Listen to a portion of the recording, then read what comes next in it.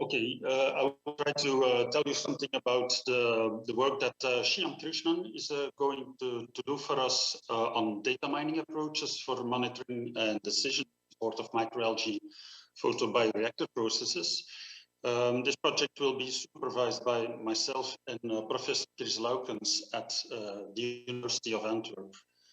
Now, myself, I am... Could yes? you move to presentation mode, possibly? So to have... in presentation mode, or...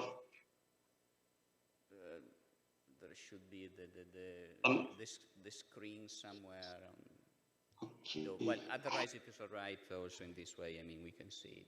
It was just to have a full screen. My screen, I have a presentation mode. It's a bit weird, I think. Yeah. Ah, okay, because we see...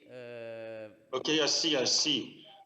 Maybe I should try again. Yeah, but I mean, it doesn't matter. We can see it like that as well. Okay, but then some of the videos may not appear. So yes, to continue, myself, I am connected to Proviron. Proviron is actually a chemical company located in Belgium, and we have a number of business units, among which one is microalgae innovations department, where we produce algae mainly for applications in aquaculture.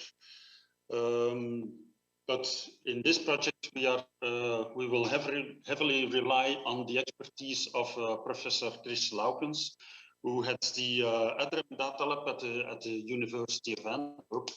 And his lab has a huge expertise in the use of information theory, data mining, and artificial intelligence approaches for a number of applications in both microbiology and medicine, which you can see here.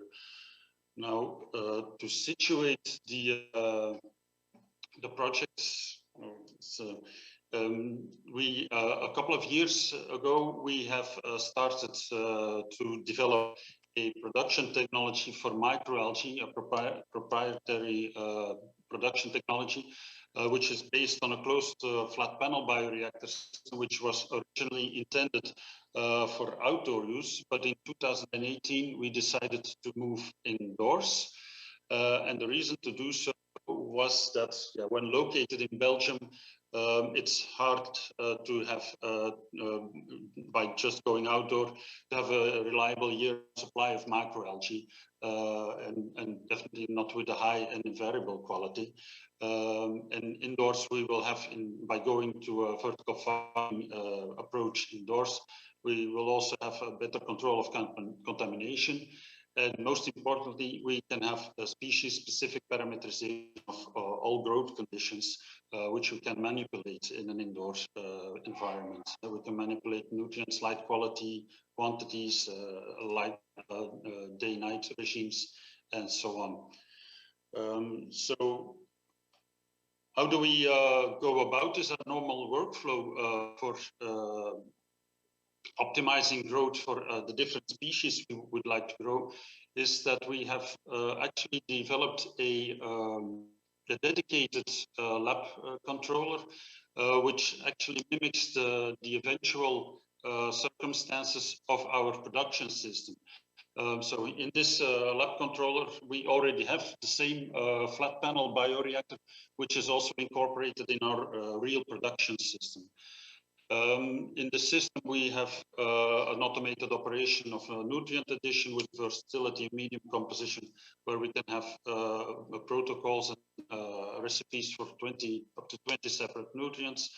And in the setup, we can also change light conditions by means of setup where we have a white, red, blue, and far-red LEDs, which we can have at light intensities up to 1000 microvolt. In this setup, we can do real-time manipulation, monitoring, and logging of CO2 levels, monitoring consumption, and from that we can derive growth.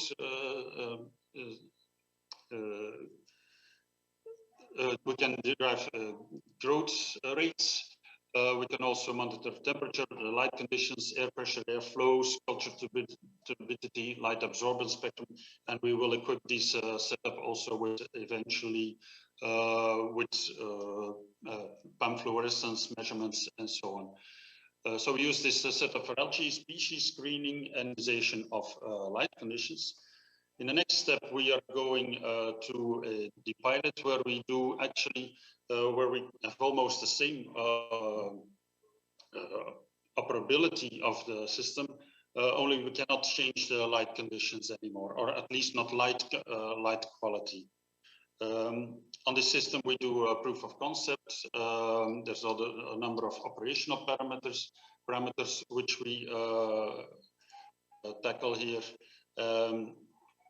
And we do experiments with the LED positioning based on the outcome of our lab controller.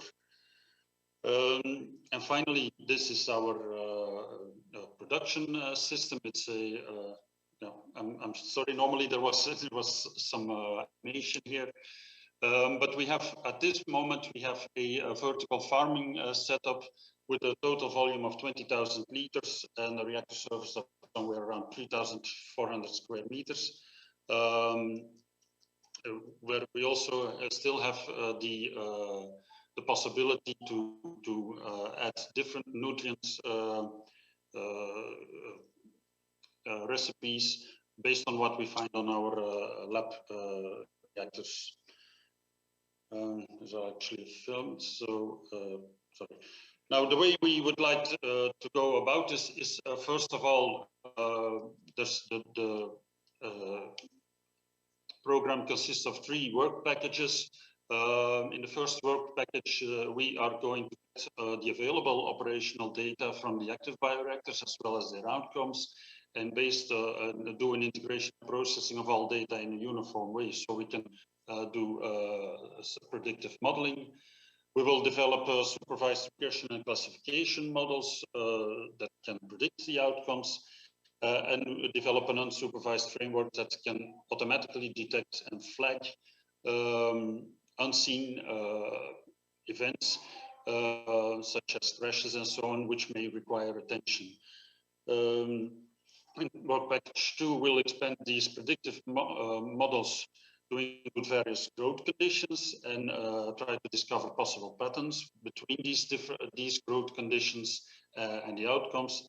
We will further optimize data integration procedures in which growth conditions are converted into usable features, and develop supervised models that can predict the resulting outcome of a given parameter permutation. And in the end, we would like to implement that into predictive models for the improvement of our growth conditions. So we will evaluate the models for the capabilities to support an operator in our production environment, to define improved growth conditions.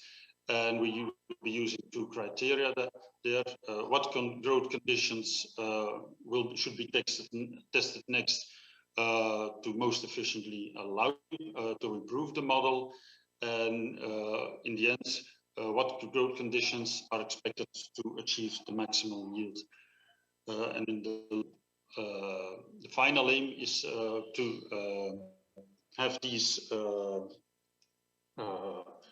models incorporated into operational scripts on our production system for real time adaptation to growth conditions to eventually ensure optimal growth rates on our system. We think that for light conditions that will probably be easily adaptable, but we will also have to look at how we're going to manage this for nutrient conditions and so on. Thank you.